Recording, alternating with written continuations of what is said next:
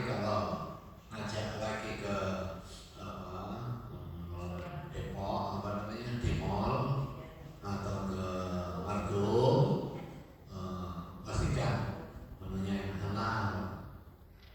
Kata Pak Ustadz tadi begitu, biar saya juga dapat manfaat barokahnya, kira-kira begitu. Itu ilmu yang bermanfaat.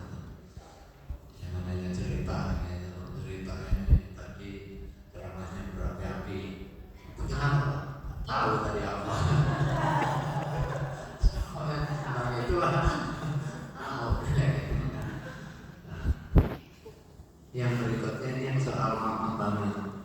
Jadi di samping soal makanan, minuman, ada yang namanya barang gunaan. Barang gunaan yang melekat dan yang terkait dengan aktivitas kita. Misalnya apa? Kutek, terus ICU, ya namanya ICU ya.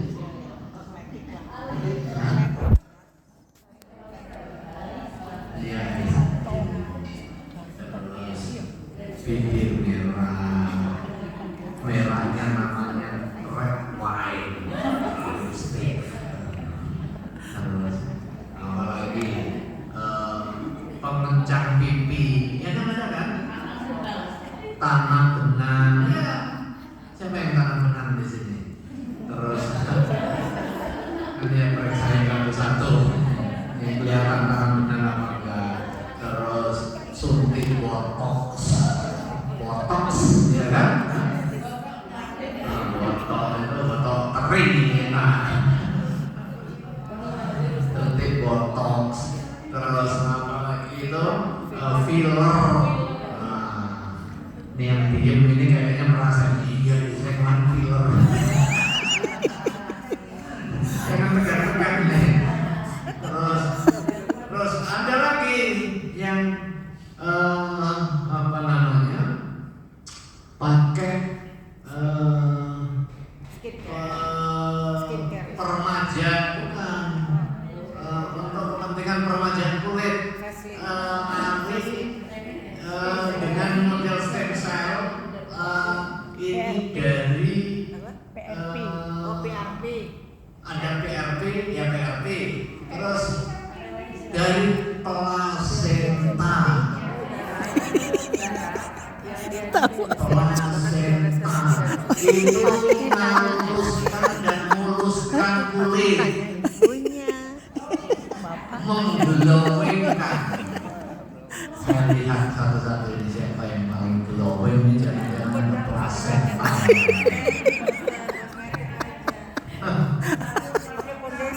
Nah, boleh nggak pakai plasenta? Tergantung. Tapi kalau plasentanya manusia jelas nggak boleh. Sekalipun ada. Dan memang terbukti secara saintifik dia memiliki kandungan untuk kepentingan peremajaan sel-sel kulit, dan ada teknologinya serta sudah digunakan. Makanya hati-hati nih plasentanya ibu pas melahirkan dulu disimpan apa ditinggal di rumah sakit? Ayo ngaku. Oh, kalau ditanam, oke. Kalau ditinggal di rumah sakit, jangan-jangan dikiloin, dikumpulin sama rumah sakit terus dijual itu. Jadi harus hati-hati juga. Itu hari-hari yang plasenta itu. Nah, ditanam. Nah, nanti diingetin juga anak dan cucunya, jangan sampai disalahgunakan. Nah, sebagai gantinya, kami di MUI memberikan rekomendasi plasenta nggak apa-apa. Plasenta dari mana? Plasenta dari hewan. Plasenta dari hewan ini nanti. Nah, tahapannya seperti apa? Plasenta hewan bagaimana berikutnya? Hewan apa dan bagaimana? Disitulah pentingnya pemeriksaan dan auditing. Memungkinkan pakai plasenta yang halal. Plasenta yang halal. kosmetika, kemudian nanti ada jenis-jenis yang lain, ada suntik pakai PRP, ada kalanya fungsinya untuk estetika, ada kalanya fungsinya untuk kepentingan pengobatan. Beda hukumnya ini nanti. Kalau untuk kepentingan estetika bisa jadi nanti perlu lebih detail lagi. Kalau kepentingan pengobatan pasti pertimbangannya adalah penyelamatan jiwa atau penyempurnaan. Misalnya apa? Misalnya ketika ada orang terbakar kulitnya, ya kan ada ya kebakaran lah. Kebakaran bisa karena pas lagi asik-asik masak digangguin suaminya dari belakang, ternyata kena minyaknya ketumpahan, jadi sampai 90 atau 80% gitu. Nah, salah satu pengobatannya diambilkan kulit dari tempat yang lain. Nah, itu boleh nggak itu? Sepanjang untuk kepentingan pengobatan itu dibolehkan. Jadi itu namanya transplantasi organ dari anggota tubuh sendiri. Nah, yang kayak gitu kan penting untuk kita pahami secara bersama-sama. Terus, nah nanti tahap berikutnya itu terkait dengan obat.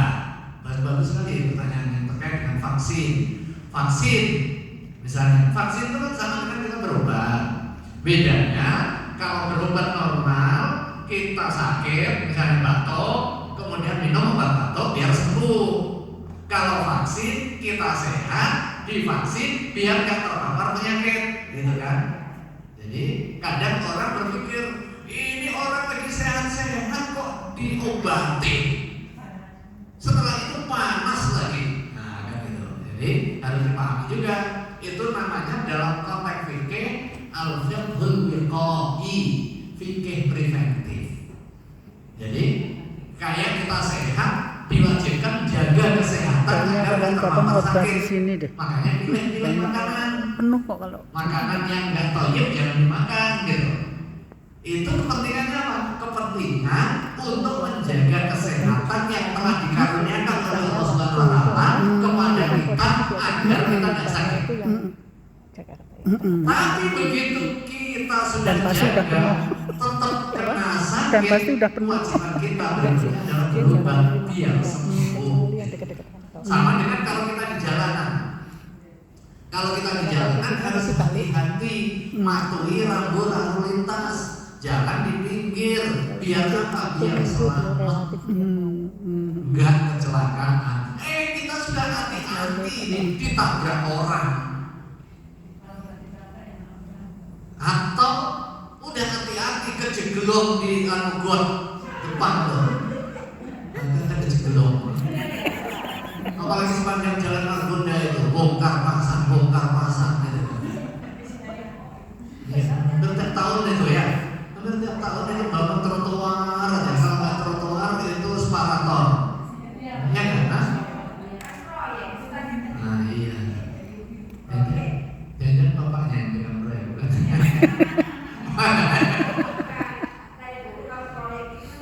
Memang harus begitu ya.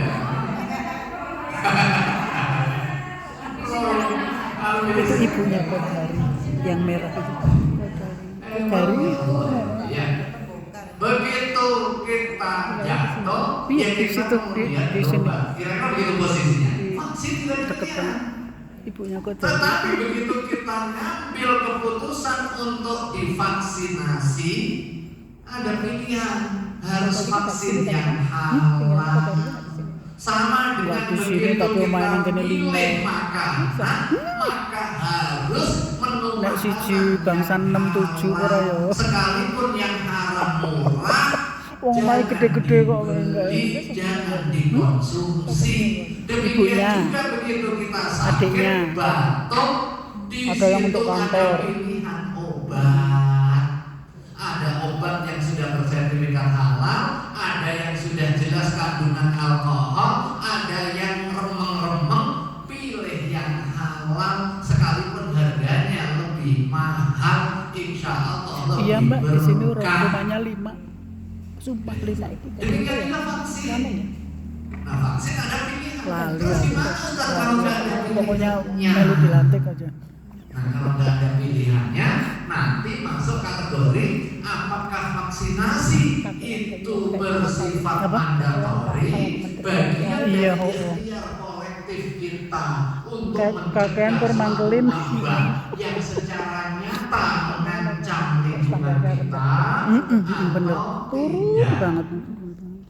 Kalau sifatnya adalah wajib untuk mencegah, ada tanda-tanda wabah misalnya ya, wabah apa polio, kemudian apalagi COVID kayak kemarin. Sementara yang halal terbatas ini yang ada, maka karena ada pertimbangan hajah syariah dibolehkan menggunakan vaksin sekalipun tidak memenuhi standar halal.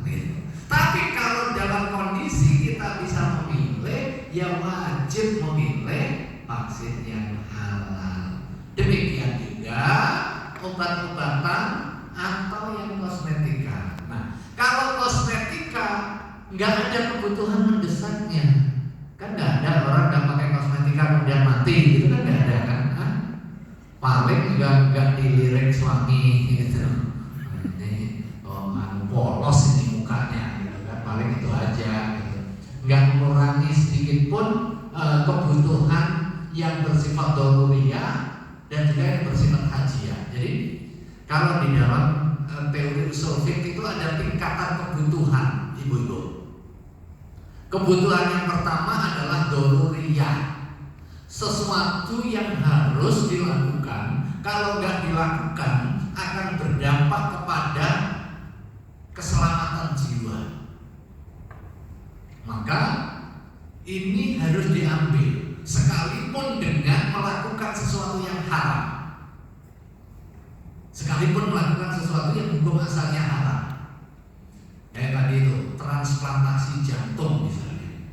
Kan hukum dasarnya bedah, kemudian ngambil jantung dipasangin, transplantasi hati, ya kan? Hukum asalnya nggak boleh. Tapi kalau menurut dokter ini bisa diselamatkan dengan transplantasi, kemudian ada pendonornya yang punya komitmen, pendonor sudah meninggal, donor hati pada saat mau meninggal, pesan misalnya, kemudian donor mata misalnya, ginjal. Nah, itu untuk kepentingan kehidupan itu dibolehkan. Untuk yang bersifat doruriyah seperti ini.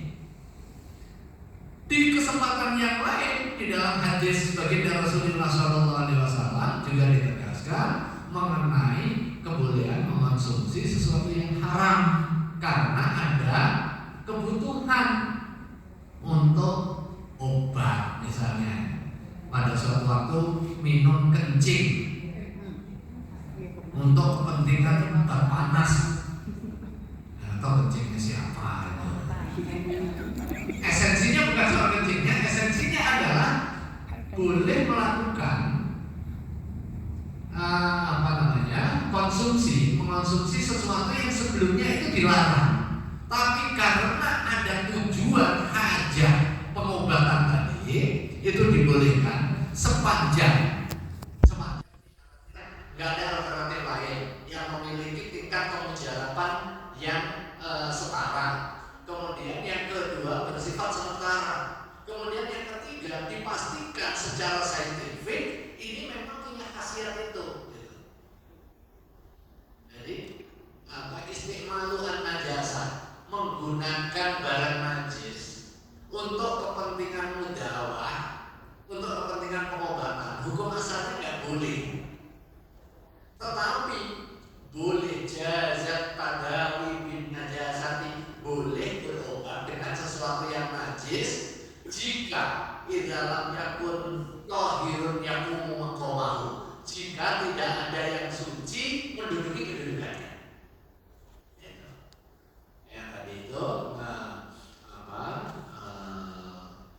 makan bangkai pas lagi tersesat di hutan atau lagi camping, nggak ada menu makanan lain ini kecuali itu.